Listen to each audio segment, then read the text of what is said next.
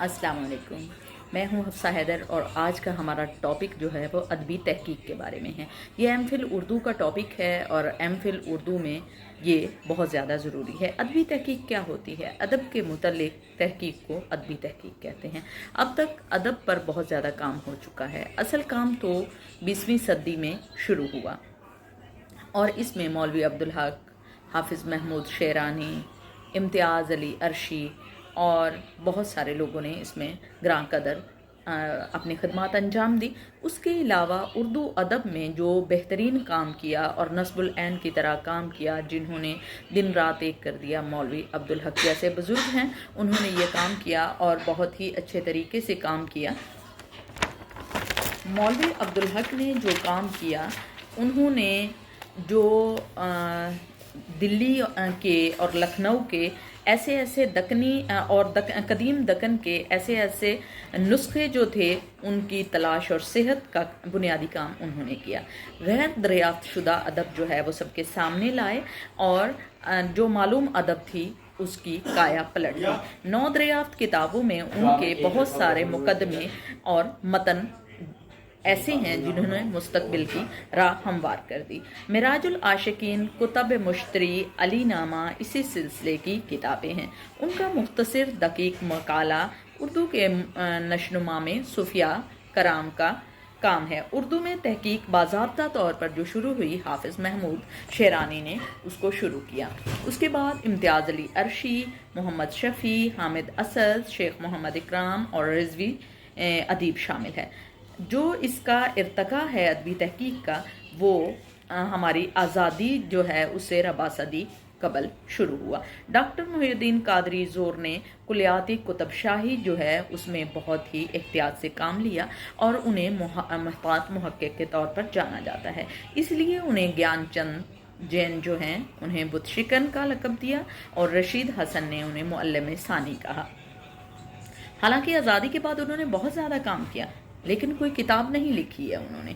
वहाँ मुख्तलिफ रिसालाजात उनके हैं और उन्होंने लिखे हैं मसनवी महाराजा कुलियान सिंह आशिक।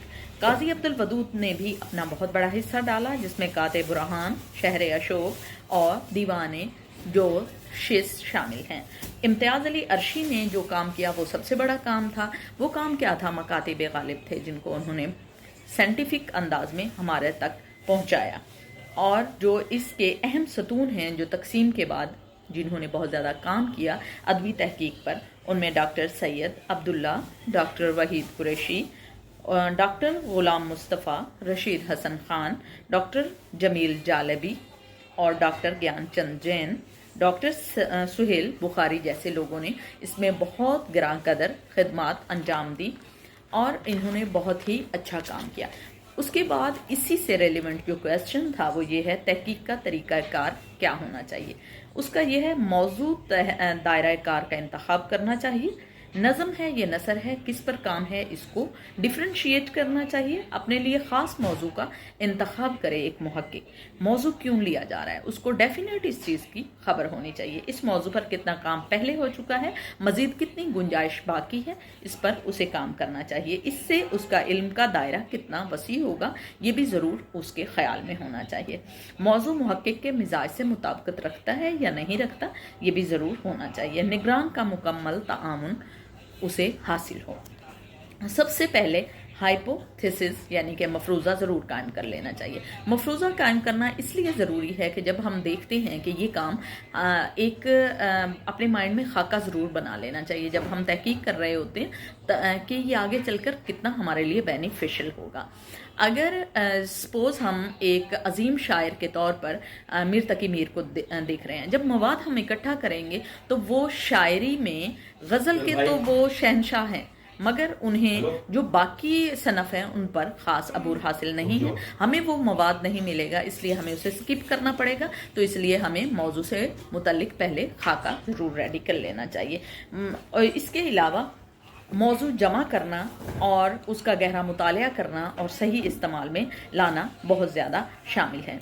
इसके अलावा मवाद भी 2 किस्म का होता है, प्राइमरी होता है, सेकेंडरी होता है। پرائمری تو وہ ہوتا ہے جو ڈائری ہے، مسودات ہیں، خطوط وغیرہ شامل ہیں. سیکنڈری وہ ہوتا ہے جو باقی ذرائع سے ڈیٹا ہمیں ملتا ہے وہ شامل ہوتا ہے. مطالعہ کرنا، نوٹ کر لینا بہت زیادہ ضروری ہوتا ہے. اہم جو چیزیں ہیں ان کو چھوڑ دیا انہیں رکھ لیا جائے، اور جو غیر ضروری ہیں ان کو ختم کر دیا جائے، اور پھر ایک نقل اپنے لیے ضرور تیار کر لینی چاہیے. ایک اچھا الٹک کہتے ہیں کہ ایک اچھا محقق جو ہے اچھا مشکک ضرور ہو، شک اس کے اندر ضرور موجود ہو، شک کی بنیاد پر ہی بہترین کام کر سکے گا. بچوں آواز بند کر دو، میں ویڈیو بنا رہی ہوں.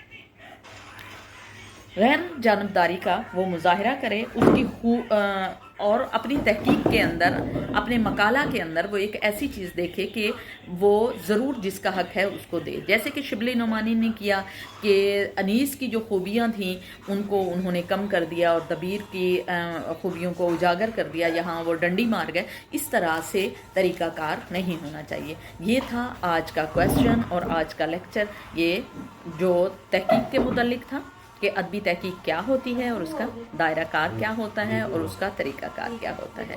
اوکے، اللہ حافظ.